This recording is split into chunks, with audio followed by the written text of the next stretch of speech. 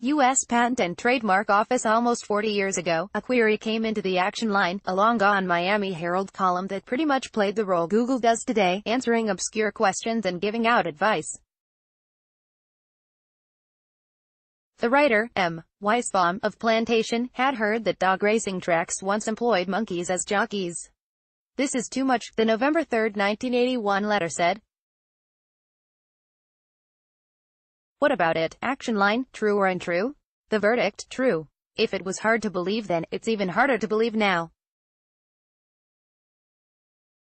Way back in the 30s, monkeys in sequin pants and tiny hats clung to the backs of greyhounds on tracks across South Florida. With dog racing on its way out after Floridians voted this month to approve a statewide ban, the monkey jockeys will go down as one weird bit of history in this sport's nearly 100-year run in the Sunshine State.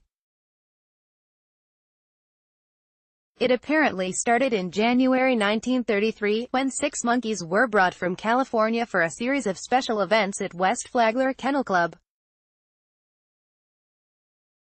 An article in the Herald announced the debut of the tiny jockeys under the headline "Monkeys to Ride Dogs" Wednesday night at Flagler. They say the dogs don't need jockeys, but just the same we're going to see the monkeys up there riding for King on Country, the article said, noting they would wear jockey uniforms and ride just like little men. The monkeys had been a hit when they were used as jockeys in California, where they were trained. They proved popular in Miami, too, filling the stands at tracks to capacity.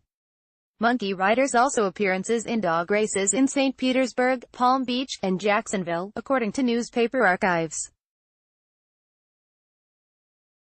Everyone involved insisted it was a blast for both the dogs and monkeys and not at all cruel to the animals. "People all over the country love to watch the animals, and the animals love doing it," gushed the announcer in an old video describing the strange attraction. "Their competitive spirit was intense. It was so intense, in fact, that the monkeys had to be strapped onto the dogs.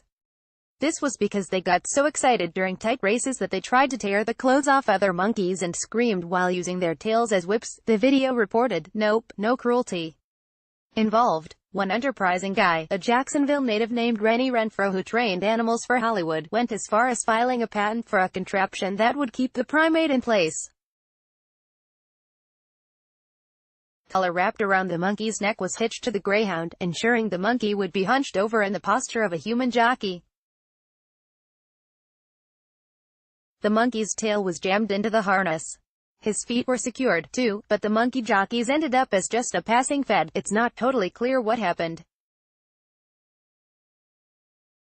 A 1993 story in the Palm Beach Post quoted a longtime Palm Beach Kennel Club employee as saying that the monkey races always used to draw a crowd.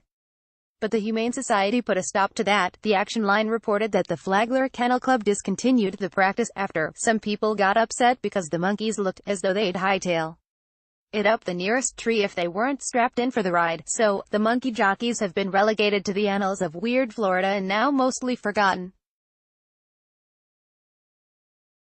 By the end of 2020, greyhound racing will be gone altogether.